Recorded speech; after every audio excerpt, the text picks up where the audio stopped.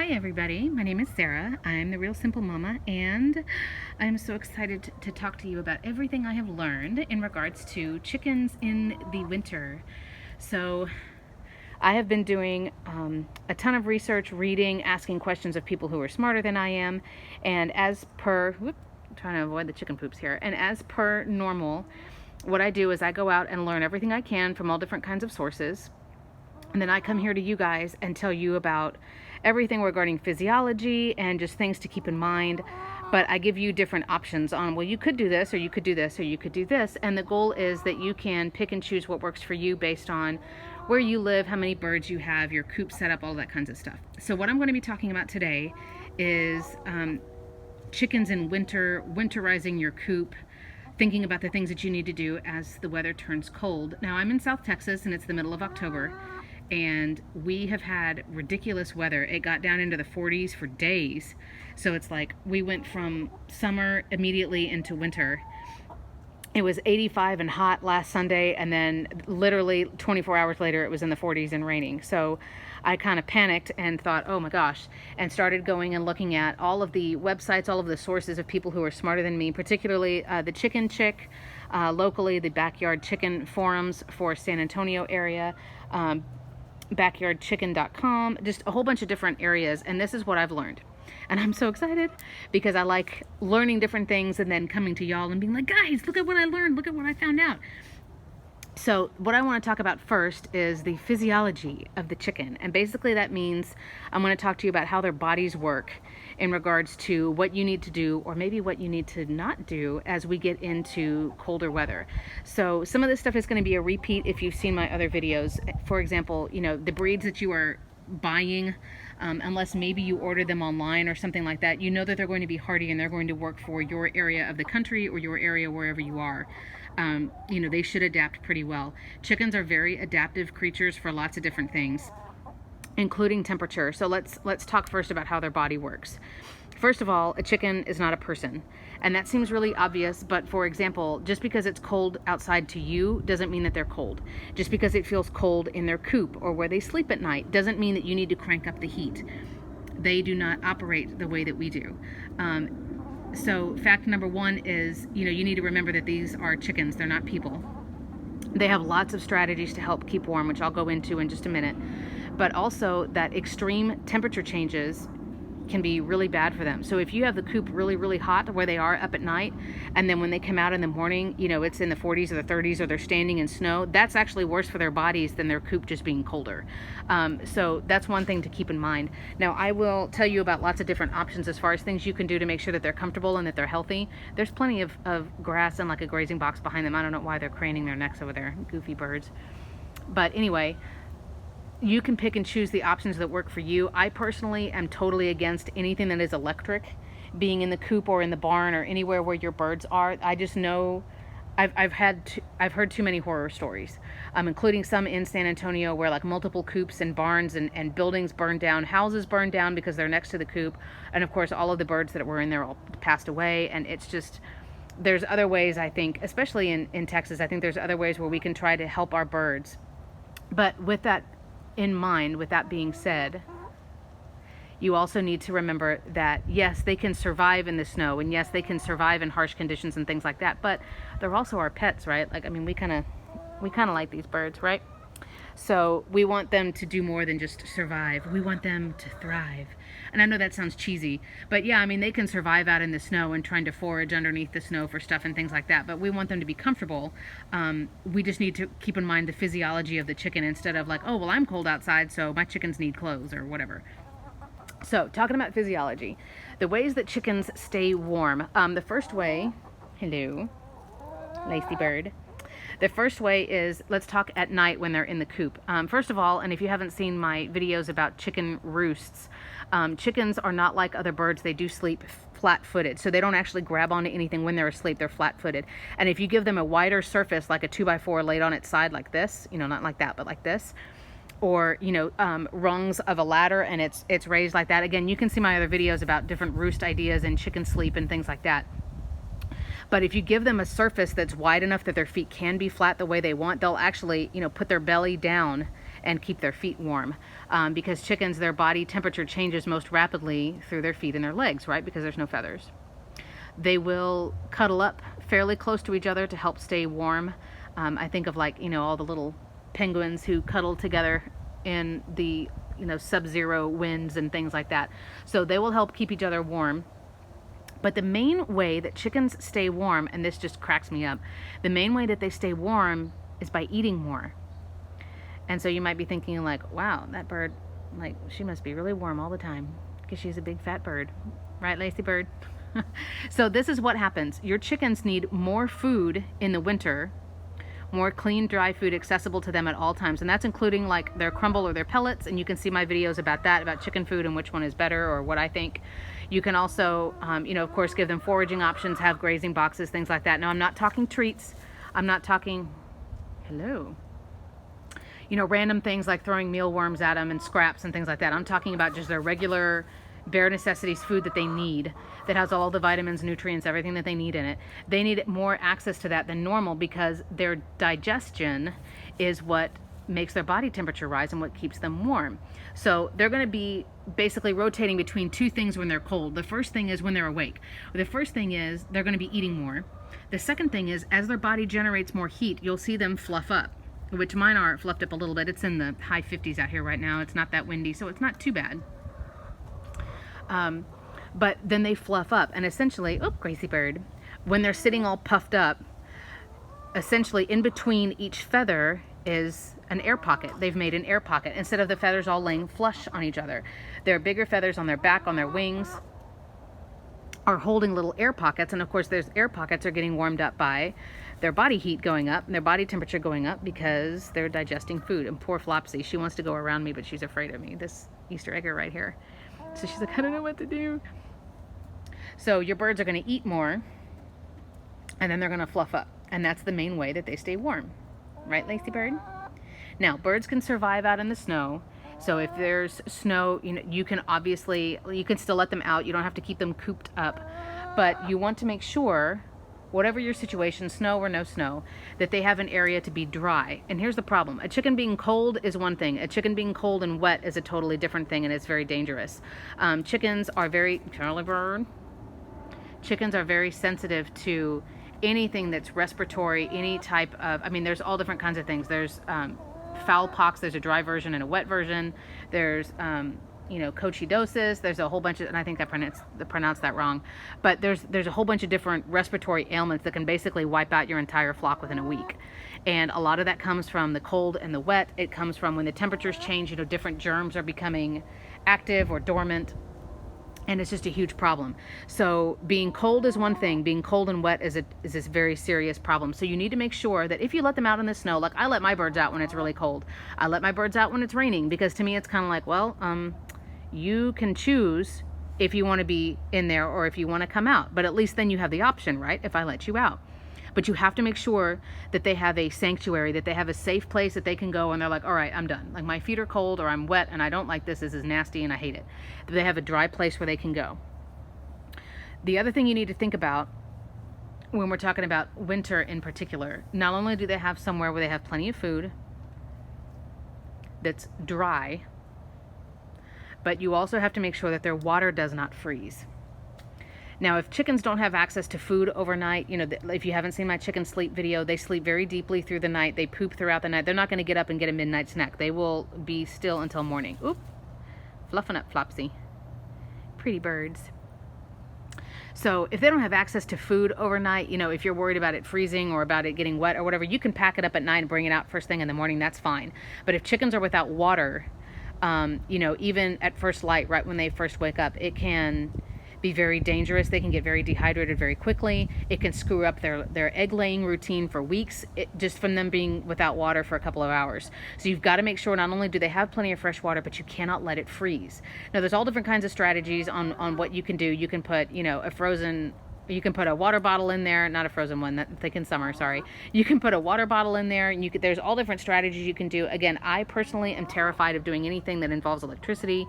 To me, like there's other strategies. I'm around, I'm available to do other things. No judgment if you use, electric heat or anything like that, but I don't. If you've got freezing water strategies, drop them in the comments so we can help each other out. I've never had that problem. When I used my feeder in the past, or my automatic waterer, I never really had that concern that much. Now that I have this big 5-gallon bucket for their water, I'm going to have some strategies in place. So that's not something I've looked into in depth. As we get into freezing temperatures, I'm sure I'll do a video about that. But right now, I don't have any strategies for you other than they cannot be without water. They have to have water. While we're talking about food and water, since they're eating more, you have to make sure that they have access to grit. And the way grit works, just a real quick, another chicken physiology lesson. A chicken doesn't have any teeth, right? And they don't have saliva. So they eat something, they peck at it until it's a small enough piece that they can swallow it. Then it goes into a holding place called the crop. And it's like a small little soft pouch that's right there by their breastbone. You might be able to, if you have a leaner bird, like Flopsy is modeling for us right now, if you have a leaner bird, you might even be able to see it protruding a little bit right after they've eaten a lot. But then that's sort of a holding zone. And they need grit to basically help grind up the food before it goes down into the stomach. So it's almost kind of like they break food down twice. And that's why I don't give hay or really long grass clippings or anything like that, because it can jam up the crop. There's different conditions they can get. They can get sour crop. They can get an impacted crop. Those are very dangerous and can kill your bird. But so if they're going to be eating more, you have to give them more access to grit. And grit is literally like crushed granite. Works. If your birds forage, they will go out and find little pieces of just little pebbles and little like dirt and things like that. And they know that that's what they need to have in their crop to kind of help. It's kind of like a garbage disposal. It helps grind up everything before it gets down into the stomach. So access to grit.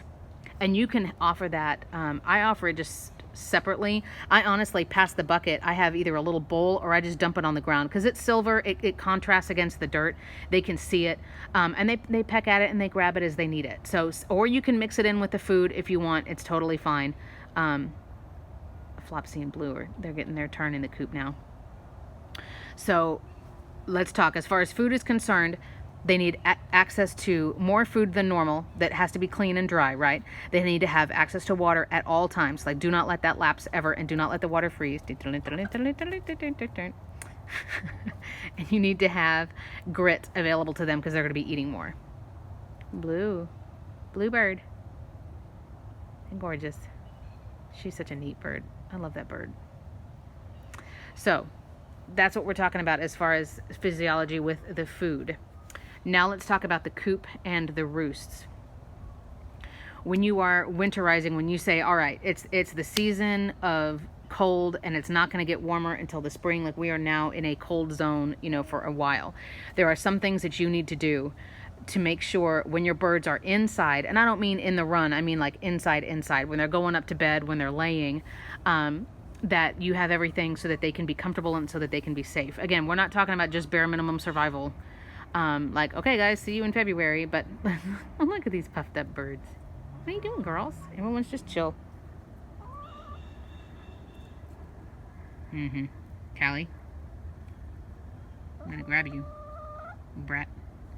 So the first thing is, if you don't already regularly do this, you need to completely, I'll say, muck out everything that you've got inside. For me, that means the tray underneath the roosts that has the PDZ, which is sort of like cat litter. It's a very fine sand. It's clumping. It's odor eliminating. It helps with ammonia breakdown. It's usually found in the equine, the horse section, but that's essentially what it is. It's like farm cat litter, and it's PDZ. You have to completely clean that out. Completely replace all of the pine shavings, the straw, the sand, the whatever you use up where they roost and where their nesting boxes are. You want to clean everything. And then here's the challenge. The challenge is, and I can sort of show you what's going on in the coop. A lot of this is just conceptual, but here's the big challenge. And what you want to think about, no escaping birds. What you want to think about is twofold. And if you've watched my other videos, then you know that we have to be wary of the ventilation of the coop, meaning the air doesn't just stay in the coop, because when they poop, that starts to break down into ammonia. It just gets hot and stagnant in there. But the problem is, when it's cold outside, you still have to think about ventilation. You can't say, oh, it's cold, so I'm just going to close everything, right? Lock everything up because it's cold. You have to think about things twofold. And this coop is not the perfect to demonstrate, but let me clip this up. So we're dealing with a wet cold right now with lots of rain.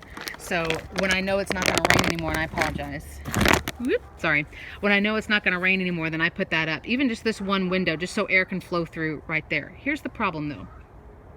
The paradox of winterizing your chicken coop is, and let's assume, you cleaned everything out, right? Like all of the bedding, everything is completely changed out. The problem is that down low at the chicken level, where their bodies actually are, that part needs to be insulated. So like this coop, I have one just fault in the wood in between planks right there. I mean, it's all one piece. It just looks like it's planks. But there was one split down in there, and it's not a huge gap. It's less than 1/4 of an inch, but wind can definitely get through there. That gap was low enough. It was down on the chicken level, if you understand what I'm saying. And I'll open this up in a second. But that needed to be covered up because you don't want your birds getting a draft. The level where they are at, where they are sleeping, where their bodies are, you want that to be, I don't want to say airtight because that's extreme, but you want it to be free of drafts. Okay, that sounds great. So can't I just block up everything? No, because they still have to have ventilation. Okay, not only just for basic air circulation, right, so we don't have a buildup of carbon dioxide or anything, but because poop is going to break down, and your birds will not wake up if they start to get too hot. Chickens can pant as they're starting to get too warm, but obviously they can't sweat. And so there's only so much you can do when you're too hot, right? So you have to make sure, and I'm going to go in this way and then I'll open the other door as well. You have to make sure that there is ventilation, so there's not enough light shining through. The way this coop is designed, what you're currently seeing, the white horizontal bar, is not flush with the triangular piece up above it. There is a gap so that air goes up and over. Now what you have to remember is that hot air is going to rise. So the warmest air, as I jam this back into place, the warmest air is going to rise over time, right? That's the air that you want out. Because your chickens, again, they're not people. It doesn't have to be 75 degrees in there for them to be comfortable. And oh, my poor little babies, they're freezing. No, they're not. The coop can be 45 or 50 degrees and they're fine. Again, you don't want an extreme difference between inside temperatures and outside temperatures. You don't want that extreme because that's worse for them. I know for me, if it's cold outside and I walk from my car into the grocery store or something and they've got the heat cranked on in there, I mean, it gives you a headache, right? It makes you feel dizzy and sick to your stomach. It's going to do even more havoc on your birds. So you don't want that. So the challenge is no draft, but good air circulation where the warmest air is going up and has a place to go out so it doesn't just sit. Okay, so that was door number 1. I know my setup is not pretty to look at, but it works. Just kind of like me, I guess, right? So don't comment on that. So if I open this other door, and I only have 2 hands, so give me just a second. If I open up this other door, you birds, I went through and completely cleaned out all of the bedding, which sounded like, oh, this is going to be a pain, but it's actually really easy. So everything was completely cleaned out. All of that was new. All of this is completely new. I am rebuilding roosts this weekend, so ignore the roosts because I know they're not ideal. So there is a big gap right here. Whoop, where my hand has disappeared. There's a huge gap right there. And then we've got this window here that it's blocked with that bag, but there'll be a little bit of circulation going through. And then this door stays open. This I'm thinking about closing, or even just closing part way. Not necessarily because it's right there, which it is. I've got that bag blocking the wind. The problem is that this faces north and there's the perspective going out. So I've got a bag up there, but there's still obviously a big space. And as I build roost bars, I'm gonna build an H bar, I think. So bar, and then one across. Obviously this is right there. So you see the gap here needs to be blocked. The other gap that I was talking about is over there. I know this is dark, I apologize. The other gap that I was talking about is over here. So you wanna block up all the drafts, but you've gotta make sure that there's plenty of circulation up top because you want the warmest air going up and out. Again, the chickens don't need a heater. It doesn't need to be like a sauna, okay, because they're not people. They don't need to be hot. They just need to not be freezing. They need to have a sanctuary type place where if they say, all right, I've had enough, I want to go in for a little bit, right? Then they have somewhere that they can go, but it's not this huge, crazy temperature difference, right? So far, let's review. So far, we've got, they need extra food. They need water that's never, ever, ever, ever frozen. They need extra grit. You need to clean out all of the bedding, all of everything. You want to completely clean. Okay, and that's just a good seasonal thing to do anyway. So completely clean everything, and then look at the drafts and look at the ventilation. So it's this weird, you know, catch-22. You got to make sure that there's not drafts, so there's not cold air going in, but then you've got to make sure that up top, up above their heads, the hot air has somewhere that it can go. The warmest air will rise and it will get out of there.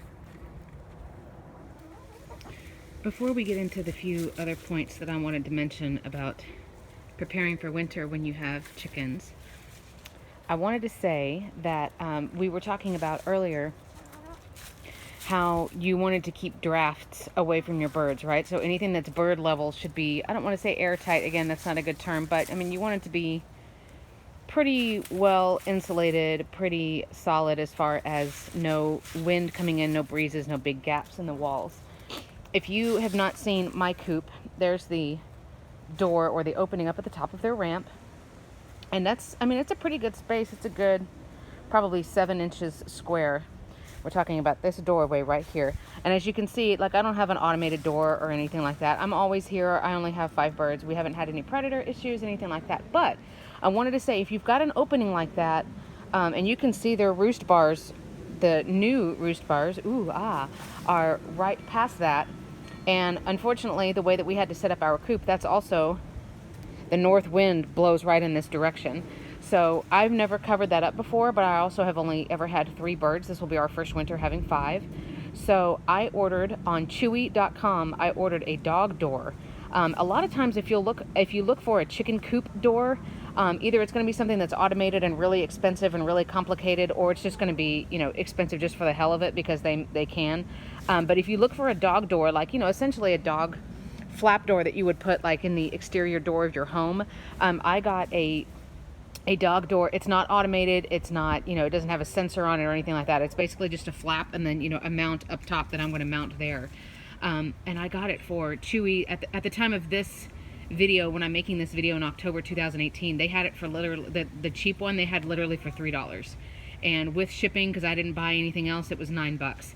And it's basically just like a thick acrylic, it's almost going to feel like a really rigid shower curtain, and it's a, you know, it's kind of see-through, and we're going to mount it up above, and then it's just going to be right there. So it's not mounted anywhere else. It's just a flap, right, like a dog door. But that's something else that you can think about using. You can cut it to whatever size you want to. I'm probably going to do a video once we mount it, because my chickens, I'm wondering how easy it's going to be for them to figure out, like, okay, I have to push this open or push this closed, instead of them thinking like, oh, well, I guess I'm never going up there ever again because it's been blocked. You could cut, I'm probably going to cut like a slit in it so that it hangs closed, but that they can easily get in and out, because I got some big old fluff butts here. But anyway, there's just another note to where you can think about, you don't have to buy something that specifically says chicken. Obviously, you know, I use all of these bags to help with windproofing and to help with insulation. There's really effective, cheap ways that you can utilize stuff, that you can, you know, upcycle things or kind of customize stuff that is not necessarily designed for chickens. So the other couple of points that I wanted to mention real quick, it's a really chilly morning out here this morning, and I've thrown a little bit of that feather fixer, the extra high protein food, especially for my little Easter egg girls. And then there's some black sunflower seeds out here, because it is breezy and it's in the 50s. I've got to go run out in this later today too. There were a couple of other things that I was reading about when I was doing all of my, you know, prep and research for this winter video that I had never seen, I had never really thought about, and I thought, well, that's kind of weird. So these are things that I don't have experience with, but I did want to mention them. It's going to be particularly for colder climates, I think. So the first is that in this video, you know, we're talking about 2 levels, right? We're talking about the level of survivability, like what your chickens need in order to continue to be alive, right? Like the bare minimum. But of course, I'm hoping that if you care enough to be on YouTube watching chicken videos, then you probably are wanting to do more than just the bare minimum, right? So we're also talking about comfort for our birds. So your birds can exist in snow. Again, you know, thinking about everything that you've already learned in this video about how they keep themselves warm, how they most quickly cool down and heat up, right? It's through their feet and their legs. Chickens can get frostbite.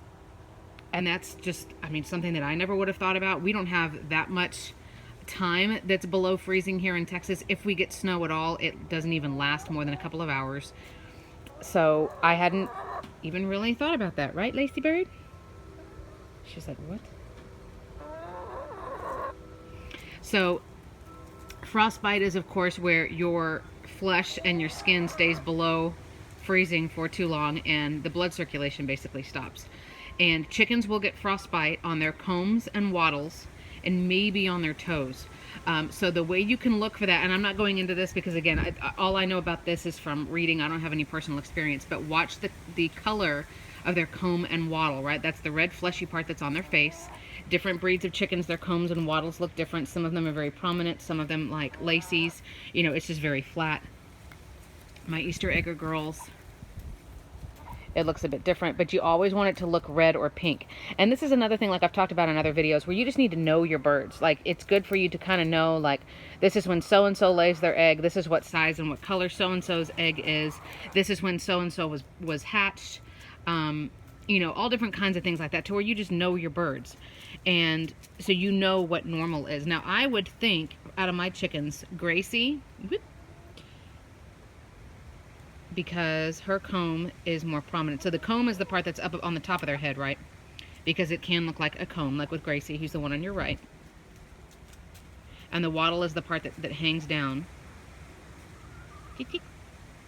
I would think Gracie's comb, because she's got the fork points on it. I apologize, my fingers, I'm trying to help, but it's not helping. Gracie, or where's Calypso? Or Callie, my big blackbird over there. They would be the ones who would be most likely to we'd see frostbite first, because it goes farther away from their body. So just be aware, combs and wattles, you're looking for discoloration first, for paling first. And that's where it's like, oh, okay, I can't trust you to be outside because you are too cold, so I need to get you in and warm you up.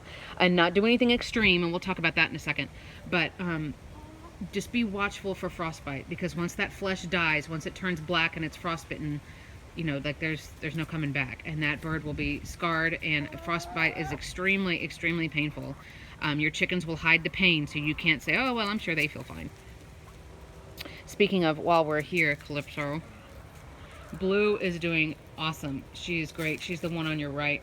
They're both going through a horrible molt, but she is not afraid of Calypso. They kind of have an understanding. The way it's worked out is, you know, these three girls will be on one zone, and then these two will be in another spot, and then they kind of just make laps, and then they rotate, and these girls will be over here and vice versa. So the bullying hen quarantine that I did with Callie, I've got some videos on that. It didn't really work. I think maybe it helped Blue's confidence. In other words, it helped the girls on the bottom come up a little bit, but she's still, they're still wary of her. As you can see, they're very aware of where Calypso is. And she doesn't really go after him very often. I know when I throw treats and stuff, I throw it over a huge, wide area, so there's plenty for everybody. So, but that alpha quarantine, I don't know if I should have done it longer, or if it's just, it's going to be what it's going to be. So, anyway.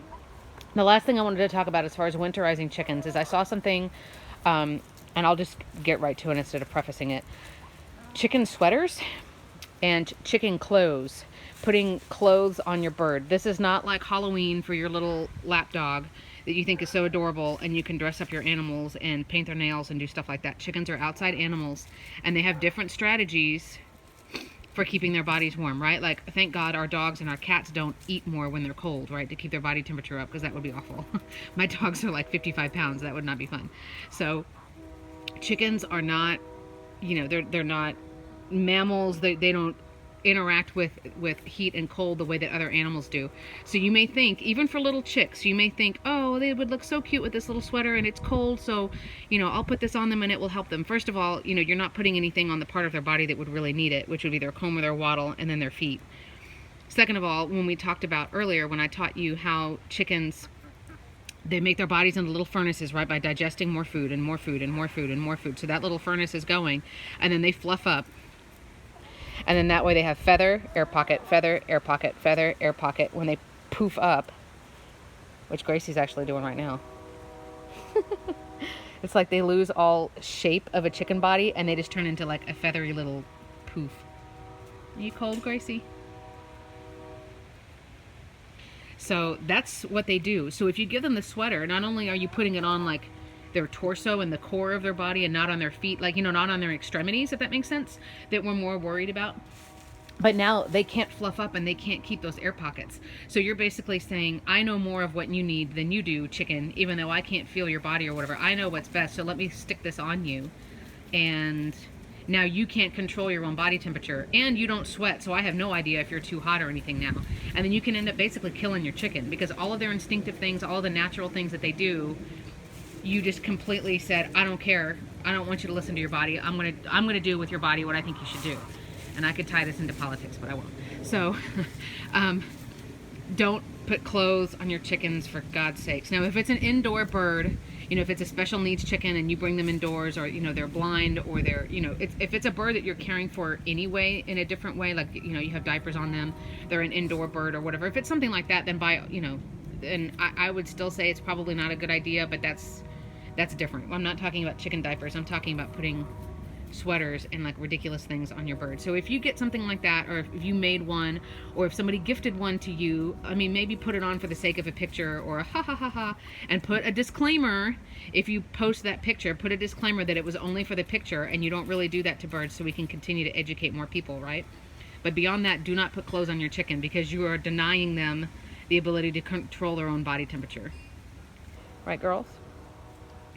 So, 30 minutes later, that's everything that I've got for you as far as winterizing your coop, knowing the physiology of your chickens and how they regulate heat, how they regulate their body temperatures. Yeah, Gracie's cold, see? She's cold, and I mean, she's missing some of her back feathers, her saddle feathers. She hasn't grown them back yet, but I'm trying to get in here without making her move. So she's got herself all fluffed up, and she's staying indoors. She's drinking her water. I mean, they always have to have water. Thanks, Gracie. You're being a great example. Brought to you by Gracie Bird. She's my little sassafras. She's a sassy bird. I was telling J.A. she sees me as like a gigantic walking, talking bag of treats, I think. She comes running to me with that funny chicken run.